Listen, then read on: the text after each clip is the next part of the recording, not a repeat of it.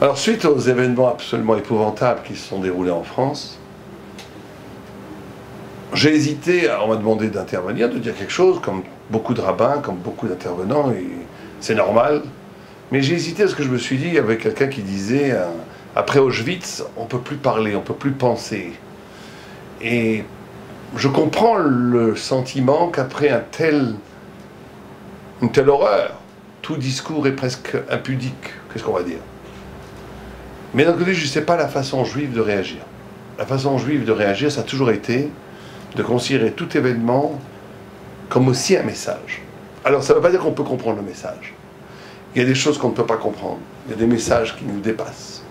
Mais ça ne veut pas dire qu'on doit se taire, bien qu'il y a aussi une mahala, un niveau de se taire. On dit qu'Aaron, face à la mort de ses deux enfants, a eu un immense mérite. Dieu l'a reconnu comme immense mérite de s'être tu, d'avoir tenu le silence. Des fois, le silence peut être une réponse, au sens où on comprend que ça vient de Dieu, tout vient de Dieu. Le grand rabbin de Tunis qui a enterré son fils, qui est une des 4 victimes, a dit une phrase magnifique. Il a dit « Je n'ai rien à dire, j'accepte la décision du ciel, Be'ahava, avec amour, Dieu a donné mon fils, il a repris. » Et j'ai trouvé ça, que c'était extraordinaire. Ça veut dire que le peuple juif reste le peuple juif quoi qu'il arrive. Tout ce qui ne tue pas le peuple juif le rend plus fort.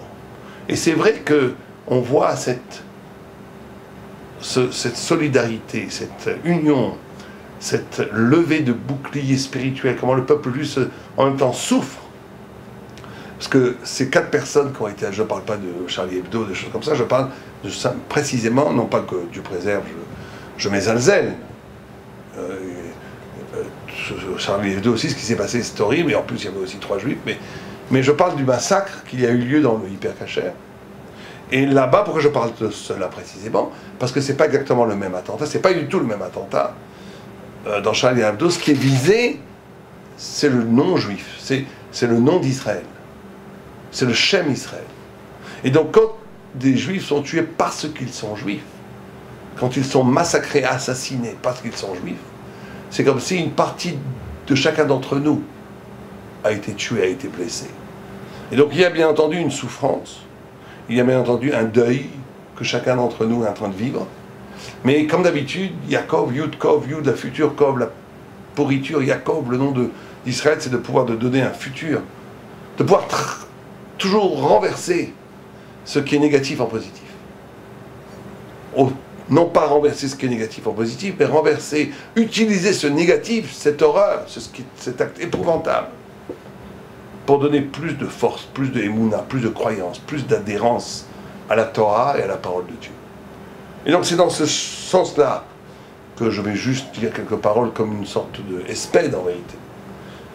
Non pas pour essayer de comprendre ce qui s'est passé, mais pour essayer de rebondir en réfléchissant, en étudiant la Torah par rapport à ce qui s'est passé. Alors tout d'abord, il faut arrêter des propos banals, cette tentative de banaliser pour apaiser les populations, pour sécuriser, etc., en disant il s'agit de fous, de losers, j'ai entendu, des gens qui disaient c'est des losers des banlieues, etc., etc., en voulant donc gommer, en donnant des explications sociologiques, psychologiques, qui ne rendent absolument pas compte du phénomène. Et d'ailleurs, ce discours lui-même fait partie du problème. On va essayer d'expliquer. Il s'agit en réalité d'un mouvement beaucoup plus vaste, beaucoup plus profond, qui est prévu par nos textes. Et il y a 2 mouvements actuellement que nous sommes, nous les Juifs, pris entre le marteau et l'enclume, où il y a 2 mouvements qui s'affrontent, et qui arrivent actuellement à leur paroxysme, en tous les cas qui commencent à enclencher le paroxysme, qui est l'Occident, un mouvement occidental, que je vais nommer la modernité. Je vais dire les choses clairement. On va définir la modernité sous l'angle d'un processus multiséculaire qui commence depuis très très longtemps. C'est Édom, c'est Esav, à qui il faut donner un nom, qui s'appelle la sortie hors de la transcendance, pour dire les choses plus simplement, la sortie hors de la religion. Et ce qu'a fait l'Occident, c'est de passer d'un monde structuré à partir de la loi divine, puisque Isaac, qui est le père de Ésaü et de Jacob, Ésaü, Esav, qui est l'Occident, Édom, a pris la loi divine de Israël. Mais tout d'un coup, il va tout faire, comme il a vendu le droit d'aînesse, il va tout faire pour s'en affranchir. Et donc, historiquement, cette vente du droit d'aînesse, cette rupture avec la tradition divine de son père Israël, s'opère par, au début, une religiosité. Le Moyen-Âge étant une époque où le religieux, la loi divine, organisait la cité, elle régissait, la loi du grand autre, avec un grand A, régissait la vie. La cité, c'est ce qu'on appelle l'hétéronomie, quelque chose d'hétéronomie au sens où il y a quelque chose d'extérieur au monde qui illumine le monde, qui change le monde. Et tout l'effort historique de Édom, de l'Occident, va être de passer à un autre ordre, de détruire l'ordre divin, pour arriver à un ordre de structuration vidé de toute référence divine, de toute référence transcendante, où l'homme crée des propres lois pour organiser la cité, où l'homme est la mesure de tout et se donne ses propres lois pour gouverner la cité. C'est un système d'autonomie. Et donc, ce qui est mis en branle dans la civilisation occidentale, c'est ce qu'on voit déjà dans la Torah, avec une figure absolument identique, qui s'appelle la tour de Babel. La tour de Babel, c'était la tentative pour les hommes de créer un système clos sur lui-même, qui faisait la guerre à Dieu, selon certains, ou qui voulait en tous les cas se couper de Dieu selon d'autres. En tous les cas, de créer une tour sainte. La tour, ça veut dire aussi que cette tour avait un sens symbolique. Créer un univers, pas juste une tour. Créer le monde complètement coupé de sa source, où on va harmoniser l'humanité à partir de lois que nous allons nous-mêmes fonder. C'est ça, tout le projet de l'Occident. Non, ce projet d'Occident annonçait l'harmonie universelle. Elle annonçait la paix. Elle annonçait la fraternité entre les hommes.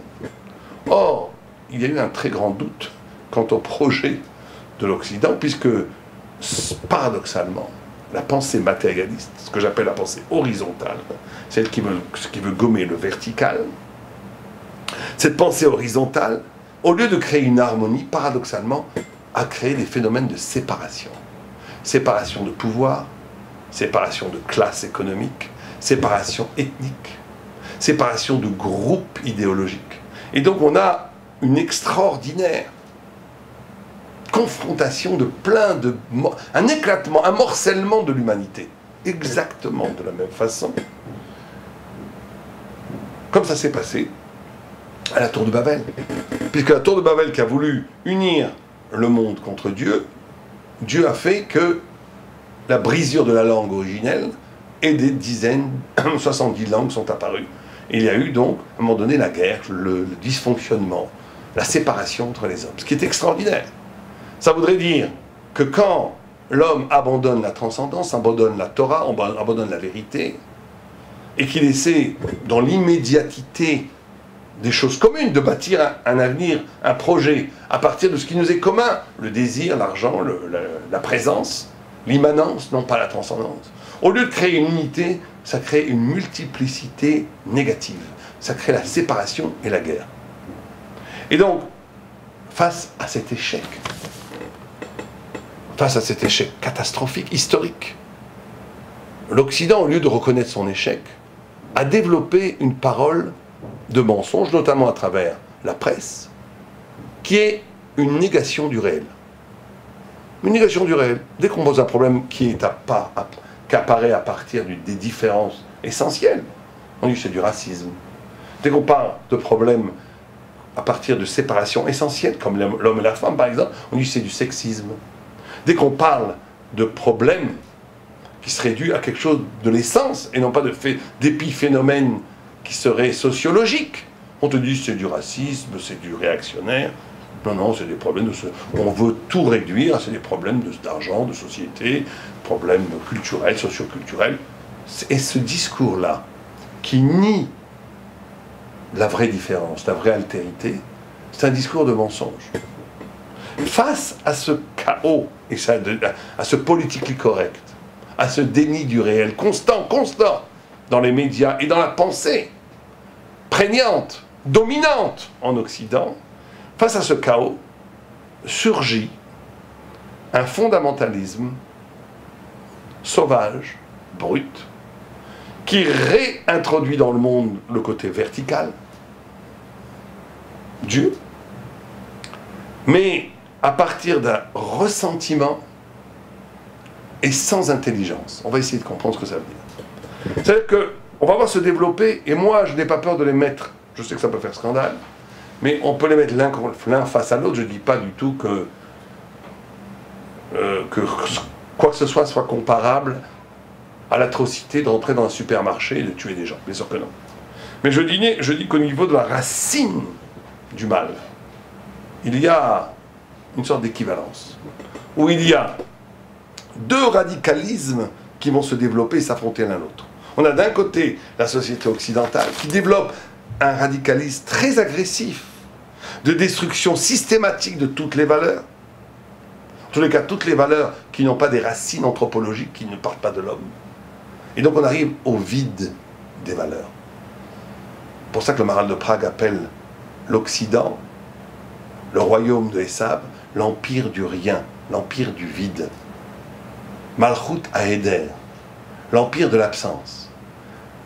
Et face à cette déclaration qu'il n'y a rien, se lèvent des forces de ressentiment, d'une foi brute, pleine de haine, manichéenne, où il y a le bien, le mal, c'est tout. Vous savez que tout ce qui est binôme, comme ça, bien-mal, c'est toujours l'apanage des pensées totalitaires, où tout ce qui n'est pas moi, il faut le détruire. Cette logique historique a culminé aujourd'hui avec d'un côté des caricatures blasphématoires, puisque tout est risible. On peut même se moquer, insulter, ridiculiser la croyance des autres, qui est d'une violence inouïe. Et en face, le massacre d'innocents. Et bien sûr que ces deux ne sont pas à mettre sur le même niveau, au niveau individuel moral. Quelqu'un qui tue un innocent est infiniment plus horrible que quelqu'un qui fait des caricatures. Et ça, on est bien d'accord. Je ne parle pas de ça. Mais je dis que ces deux, l'un va nourrir l'autre. Sous l'angle du judaïsme, sous l'angle de la Torah, c'est ce qu'on appelle, que nos sages nous ont déjà enseigné, une émouna bli dat, ou un dat bli émouna. Une émouna, une foi sans intelligence, ou une intelligence sans foi. Et on a ici deux systèmes. On a un système de l'intelligence occidentale qui est très intelligente. Maïmonide dit que le développement intellectuel de la philosophie et de la science occidentale arrive à des niveaux d'intellectuels qui s'approchent de la Torah, qui s'approchent de l'intelligence talmudique. Mais il n'y a plus de foi. C'est pas un hasard si l'Occident a pris comme Dieu un homme, un juif, mais un homme quand même, parce qu'il s'agissait d'annuler dans la religiosité elle-même la figure de la transcendance en l'humanisant, parce qu'il n'y a que nous. Nous sommes le centre de tout. L'homme est le centre de tout. Alors c'est vrai que quand l'homme est le centre de tout, ça développe l'esprit, ça développe l'intelligence. Mais c'est une rupture totale à la fois. Il n'y a plus de foi, il n'y a plus de transcendance. C'est un monde clos, fermé sur lui-même. D'un autre côté, Ishmaël. Et on voit ça d'ailleurs dans le rêve de Daniel. Puisque dans le rêve de Daniel, et surtout dans le rêve de Nabuchodonosor, on a la statue, la tête, la couronne, c'est l'Égypte. La tête, c'est la tête d'or, c'est Babel, on en a parlé beaucoup. Le ventre, c'est la Perse. Les deux bras, c'est la Grèce. Et les deux pieds sont un. C'est deux jambes qui amènent au Messie. Une jambe, c'est l'Occident. L'autre jambe, c'est Ishmaël, c'est l'islam. Donc c'est prévu tout ça. Mais l'islam n'est pas tous les islams. Je fais bien attention à ce que je dis. L'islam, je parle même pas de l'islam en vérité.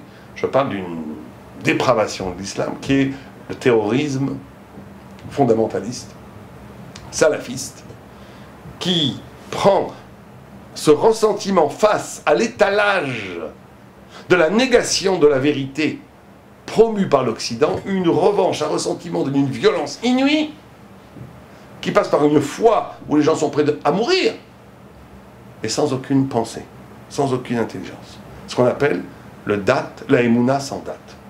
Et si le judaïsme, si la Torah a toujours réussi si le peuple juif n'est jamais tombé dans le fondamentalisme idiot, qui n'est jamais tombé dans le fanatisme, qui n'est jamais tombé dans le terrorisme, qui n'est jamais tombé dans la violence spirituelle, c'est une des raisons. D'abord, c'est parce que le judaïsme mais l'humour, la distance, le fait d'être capable d'avoir de l'humour, comme une barrière au fanatisme. La Gemara nous dit qu'avant de commencer un cours de Torah, il faut toujours dire une blague. C'est important d'avoir ce rapport de distance par rapport aux choses. Mais aussi parce que la signature identitaire de la vérité thoraïque, c'est cette synergie, cette dynamique, cette harmonie entre une pensée qui alimente, qui illumine la foi, et la foi qui illumine la pensée. Comment ça se passe? C'est très simple. Quand vous avez la foi, la vraie foi, la émouna, ça veut dire la confiance. Cette émouna, elle alimente l'esprit. Parce que quand on a un esprit fermé sur lui-même, comme un ordinateur, il n'y a pas d'espoir. On va tomber dans la redondance, dans l'éternelle répétition de concepts de l'évidence de l'esprit. La foi est une porte ouverte à l'illumination des concepts. Parce que la foi ouvre des perspectives, des champs de vision, des sorties hors du monde, qui donnent la possibilité au concept d'un éclairage absolument nouveau, qui va donner une portée intellectuelle au concept infiniment plus grand que tout concept philosophique ou scientifique qui prend racine dans la matière. La émouna, la foi illumine la pensée. Et la pensée, la raison, l'intelligence, la compréhension des choses, permet à la fois de ne pas être folle, ne pas aller dans une sorte de logique à dessous, aussi, puisqu'il est faux, je vais le tuer. Elle intègre dans la foi d'autres éléments, de patience, d'attente, de tolérance, d'amour, de besoin de parler à l'autre. Et donc on a ces deux systèmes qui s'affrontent de façon féroce. Et nous, les Juifs, en deux, qui n'avons pas ce problème, puisqu'on a les deux. On a la émouna et l'intelligence. Et, paradoxalement, au lieu d'apprendre de nous, comme les goïms, les peuples ont appris du peuple juif énormément de choses. Non, il y a quelque chose qui ne passe pas. Au lieu d'apprendre de nous, de dire, celui qui est un philosophe ou un scientifique ou même un kidam de l'Occident, tiens, on peut être spirituel et intelligent, on le voit chez les talmudistes. Non. Et les fanatiques devraient dire, tiens, on peut être émouna, les juifs ont une émouna aussi forte que la nôtre, mais ils ne sont pas, ça n'empêche pas de réfléchir. Non, il y a un blocage. Et au lieu d'apprendre de nous, au contraire, nous devenons la cible de cette confrontation. Pourquoi? Pour une chose très simple. Quand on dit émouna sans date, foi sans intelligence, ou intelligence sans foi, et que le peuple d'Israël, la Torah, présente une existence où les deux se dynamisent l'un l'autre, s'illuminent l'un l'autre, c'est qu'en vérité on dit qu'une foi sans intelligence n'est pas une foi, et qu'une intelligence sans foi n'est pas une intelligence. Donc le peuple juif, même s'il n'est pas religieux, est le miroir du mensonge de ces deux positions. Et du mensonge dans leur propre système. Parce qu'en vérité, ce que dit la Torah, c'est que l'intelligence qui oublie son origine est une ânerie, est une bêtise. La philosophie, la science et même l'art, qui ne se développe qu'à partir de lui-même, et comme ces chauves-souris qui se cassent la tête sur les plafonds, ça va pas très loin. C'est idiot quelque part. C'est idiot. Ça a l'air beau, ça a l'air intelligent, c'est des beaux discours, mais vous ne dites rien. Vous dites toujours les éternelles banalités. Parce que vous n'avez pas la foi, vous n'avez pas l'ouverture vers l'infini. Un concept n'est un concept que s'il est l'écho de l'infini. Un concept, une idée, n'est valable que si elle est l'éclair, l'illumination de l'éternité. Sinon, c'est comme un ordinateur, c'est du rabâchage. C'est la collecte d'informations. Donc, Am Israël dit à toute l'intelligentsia occidentale, à toute la culture occidentale, elle dit une seule chose. Elle dit, vous êtes très sympa, mais vous êtes idiot. Vous avez perdu le sens ultime du sens. Et donc, il y a une colère, un antisémitisme qui vient de cette constatation, de cette image que le juif renvoie à l'Occident. D'un autre côté, l'islam, et je ne veux pas encore dire l'islam, je veux dire le fondamentalisme islamique, intégriste, se voit dans le juif le pire danger, puisqu'il a une émouna, on leur dit votre foi n'est pas une foi. Vous utilisez votre foi pour en vérité, assouvir des ressentiments, quelque chose de très bestial. Ça n'a aucun rapport avec Dieu. Ce que vous faites n'a aucun rapport avec Dieu. Ça a un rapport avec l'animalité. Et donc, la détestation du juif devient très, très, très, très, très fort. Et donc, ici, il faut en vérité enclencher encore plus profondément cette réflexion. Le peuple juif a appris à vivre avec la patience messianique. Et là, je veux toucher un point fondamental. Le temps messianique, c'est le moment où la vérité et la réalité sont en harmonie. C'est quoi le Messie? C'est quand la vérité qui est la Torah et la réalité, vous avez dans la Torah, pour dire les choses simplement, création, révélation, rédemption. Si je le dis en français, Briat Haolam, Gilouï Hashem, Géoula. Vous avez trois grands moments, trois grandes structures. Dieu crée le monde, c'est la réalité. Il se révèle au monde, c'est la vérité. Et il fait la rédemption à la fin du monde. C'est quoi la rédemption? La rédemption, c'est quand ces deux moments, qui sont la vérité et la création, s'emboîtent totalement. Parce qu'à un certain niveau de perception, il n'y a pas de différence entre la vérité et la réalité. Un grand sadique qui voit le monde, il voit la Torah. Un grand sadique qui voit la Torah, il comprend le monde entier. Mais ça, c'est messianique. Tant que le Messie n'est pas là, tant qu'il y a un écart entre la vérité et la réalité, on est dans l'exil. C'est ça la galoute. C'est ça la galoute. Quand on fait une avéra, quand on dit de la médisance, quand on mange pas cachère, quand on fait de la violence, on fait un acte qui est contre la vérité, mais qui est réel. C'est une réalité qui va contre la volonté de Dieu, soi-disant. C'est une distorsion entre la vérité et la réalité, qui est la galoute. Quand on fait une mitzvah, quand on étudie la Torah, quand on fait le bien, on fait une union entre la vérité et la réalité, c'est un moment messianique. Les très grands sadiques vivent dans la lumière messianique parce qu'ils sont toujours dans l'harmonie entre la vérité et la réalité. Mais on sait très bien, et c'est là où ça se complique, que cette distorsion, c'est déjà dans la Kabbalah avec la Shvirat HaKelim, que cette distorsion entre la vérité et la réalité, elle est essentielle. L'exil est essentiel à la rédemption. Pourquoi? Parce que sans exil, si la vérité et la réalité est en parfaite harmonie, nous, on n'a rien à faire. Ce qui font la liberté humaine, ce qui fait qu'un homme peut être libre, c'est parce qu'il a la possibilité de choisir entre la vérité, qui est la logique de Dieu, et la réalité, qui est la logique de l'être. Je suis dans mon bureau, tout le monde se moque de quelqu'un, je vous donne des exemples prosaïques, trivial même, mais pour comprendre. Je suis dans mon bureau avec mes collègues, tout le monde se moque d'une tierce personne qui n'est pas là. Là, j'ai la logique de la réalité qui me dit, mais sois avec eux, tu vas bien te faire voir, c'est comme ça qu'il faut être, sinon tu vas te faire ridiculiser. Et j'ai la voix de la vérité qui me dit, mais pas du tout, c'est dégoûtant. Frappe un grand coup sur la tête, mais dit, arrêtez de parler comme ça, c'est de la shonara. Ah, j'ai l'air d'un idiot, c'est très bien. C'est ça qui me donne la liberté. C'est qu'il y a des réalités qui n'obéissent pas à la vérité. Cette galoute, elle donne la possibilité du mérite. Elle donne la possibilité de la liberté, du choix. Et donc elle est essentielle. Et donc le peuple juif, et ça c'est essentiel, a développé une logique où il accepte la galoute. Il accepte l'exil. Et il accepte que l'absolue harmonie entre la vérité et la réalité n'arrivera que quand Dieu le voudra. Ça veut dire au temps du Messie. Et entre-temps, on est dans cette épreuve de cette distorsion. Et on crée ce qu'on appelle l'éloge du ghetto. Je ferai presque l'éloge du ghetto. Où on est en train de créer des îlots de lumière, des maisons d'études, des familles magnifiques, des intériorités, des paysages intérieurs qui sont en harmonie avec la vérité et qui, à partir de là, vont illuminer le monde. Mais quand on essaie, et c'est là où on touche un point très très important, parce que ça c'est la confiance d'un processus historique qui dépasse l'histoire. C'est la confiance du Messia, du Mashiach, du messianisme.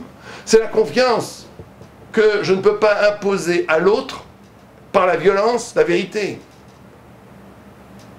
Que cette liberté, le libre arbitre, il est essentiel à l'économie générale de la création. Que sans cette liberté, sans ce respect de la liberté de l'autre, on détruit le projet même divin. Et là, on va toucher un point très intéressant. Vous savez que l'homme est composé de plusieurs niveaux spirituels. On en parle très souvent, Nefesh, qui est le niveau le plus basique de l'âme, qui permet l'énergie spirituelle à la vie physique d'exister et qui est à la racine de la possibilité de faire un acte. Maasé, c'est Nefesh. Ruach, qui est un deuxième niveau plus spirituel, plus fin, qui est lié dans le cœur, le premier est lié au foie, c'est lié à la parole, c'est lié à quelque chose déjà de plus subtil, c'est la parole, c'est des émotions, c'est le cœur. Et après on a Neshama, qui est l'éternité, qui est lié à la pensée, qui est dans le siège le cerveau. Et c'est comme ça que ça va. Et ces trois niveaux-là dans l'homme correspondent aussi à trois niveaux d'Averot et de Mitzvot. Vous avez des Mitzvot, la plupart, qu'on fait avec le corps, mettre les tefilines, manger la matzah. Et vous avez des Averot qu'on fait avec le corps, voler, frapper, manger du cochon. Vous avez après des Mitzvot qu'on fait avec la parole, Agadat Pessah, étudier la Torah, dire la prière. Et des Averot qu'on fait avec la parole, avec le roi, dire du Lashon Hara. Vous avez des mitzvot qu'on fait avec la pensée. Croire en Hachem, étudier la Torah, comprendre le concept. Et les Averot qu'on fait avec la pensée, la Pikorsut, l'hérésie. Or, ce qui est extraordinaire, c'est que plus on monte dans la spiritualité, plus c'est grave. Et plus les mitzvot sont importantes. Étudier la Torah une seconde, c'est plus important que n'importe quel acte. Mais avoir une mauvaise pensée, c'est beaucoup plus grave que les dizaines de côtelettes de cochon qu'on pourrait manger, puisque on touche ici à quelque chose de spirituel, ça traverse les mondes. Un acte, ça reste limité dans le bas monde. Une parole, c'est déjà beaucoup plus fin, ça détruit beaucoup plus quand elle est négative. Et ça donne de la bénédiction beaucoup plus quand elle est positive. Et c'est pareil dans la pensée. Là, il faut faire un psak halakha. J'ai pas peur de vous faire un psak halakha. Si quelqu'un, il veut faire du lashon hara, ou bien qu'il veut aller manger du cochon, je vous donne un psak, allez manger du cochon. Il ne fait pas du lashon hara. C'est plus grave. Beaucoup plus. Bien sûr, il faut faire ni l'un ni l'autre. Mais si on doit faire un des deux, il vaut mieux manger du cochon que dire du lashon hara. Et ce qui est extraordinaire, c'est qu'on voit dans la Torah, c'est que les actes sont condamnés. Flagellation, on tue même des gens. Enfin, il y a tout un... C'est très rare, ça arrive jamais dans les faits, pratiquement jamais avec Maradi. Mais il y a dans la loi biblique, il y a des punitions qui sont prévues pour les actes. Mais il n'y a pas du tout de punition qui est prévue pour le lashon hara. Et encore moins pour l'hérésie. Comment ça se fait? On vient de dire que c'est plus grave d'être hérétique que de manger du cochon. C'est beaucoup plus grave d'être hérétique que de tuer quelqu'un. Et pourtant, quand quelqu'un tue quelqu'un, il est passible d'une punition, alors que quand il pense mal, non. Comment ça se fait ça? Et la réponse du Maharal de Prague est extraordinaire. Le Maharal de Prague dit la chose suivante. Il dit qu'un acte, c'est quelque chose d'extérieur. Donc quand tu as fait quelque chose d'extérieur, tu en es responsable, tu peux payer. Mais la parole est encore plus la pensée, les idées. C'est quelque chose qui fait corps avec ton essence. Et ce qui fait corps avec ton essence, personne ne peut le juger, que toi et Dieu. Et donc on a une liberté de conscience absolue. Tu peux penser ce que tu veux. Aucun beddin, aucun même le plus grand des rabbins, n'a le droit de te forcer de façon coercitive à penser bien, et même à parler bien. Pourquoi? Parce que ça c'est ta liberté, c'est ton essence. Mais cette liberté, elle se paye d'une responsabilité infinie. Que si tu penses mal, si quelqu'un mange du cochon, si quelqu'un vole, fait du mal, il ira en enfer. Mais au bout de 12 mois ou 11 mois, il sort de l'enfer. Celui qui pense mal, Agmara dit, de l'enfer a terminé, a épuisé tout son carburant. Et cette personne-là, elle brûlera encore éternellement. C'est-à-dire que l'hérésie, c'est libre, personne ne te fera rien ici sur terre. Mais comme c'est ton essence, tu porteras cette tâche du mal pensé éternellement parce qu'elle fait partie de toi. Et donc c'est bien plus terrible, mais on te laisse la liberté absolue. Et c'est ça que la violence spirituelle ne comprend pas. Quand quelqu'un essaye d'imposer par la violence la foi, comme aujourd'hui on voit ça dans le monde entier, comme fait Daesh, comme fait Al-Qaïda ou d'autres, c'est pas simplement qu'on détruit le monde, on détruit la spiritualité. Parce qu'on met la spiritualité au même niveau que l'acte bestial. Le fait que la Torah dit on ne peut pas punir une liberté de conscience. On ne peut pas la punir parce que comme c'est la liberté de conscience, elle est dans les mondes supérieurs. Elle est une affaire intérieure entre l'homme et Dieu. Quand on le fait, on essaie d'imposer par la violence les idées. C'est qu'on détruit l'idée elle-même. C'est qu'on ramène l'idée au niveau du corps. C'est qu'on n'a rien compris. C'est pas juste une destruction du monde. C'est une destruction de la spiritualité elle-même. Et c'est ça l'enseignement cardinal que le judaïsme doit apprendre au monde. Alors, ça c'est les concepts, les idées, pour comprendre ce qui se passe un petit peu. Mais il n'en reste pas moins que, comme je l'ai dit au début, quand des juifs sont tués parce qu'ils sont juifs, la Gemara dit que tout juif qui est tué parce qu'il est juif, aucune créature céleste ne peut se tenir devant eux. Eux, ils sont dans la lumière, ils sont dans le plus haut niveau du Gan Eden, pas de problème. Mais nous, quand quelqu'un est tué parce qu'il est juif, on voit tout le temps ça. À Arnof, dans la synagogue, comment ça se fait que ça finit jamais par un happy end? Comment ça se fait que c'est pas comme dans les films où quelqu'un va arriver faire une prise de karaté, tuer l'affreux Jojo et libérer les innocents? Je crois que j'ai entendu, je ne sais pas si c'est vrai, mais en tout cas j'ai entendu qu'un des 4 tzaddik a été assassiné lâchement. Lâchement, parce que le gars il a un pistolet, ils n'ont rien. S'ils veulent se battre, qu'ils se battent contre les soldats, si c'est vraiment des hommes. Ben, il a essayé de se battre avec les manus. Ben, il n'a pas réussi. C'est pareil à Arnof. Arnof aussi, une des victimes a attrapé un des 2 terroristes. Il l'a immobilisé et le second l'a tué. Comment ça? Parce qu'en vérité, ces gens-là sont des grands tzadikim. Quand ils meurent pas à cause d'eux, eux ils sont des tzadikim. Ils meurent à cause des péchés d'Israël. Et donc en vérité, la responsabilité morale est sur nous. Et ça veut dire que c'est un appel à nous de faire teshuva.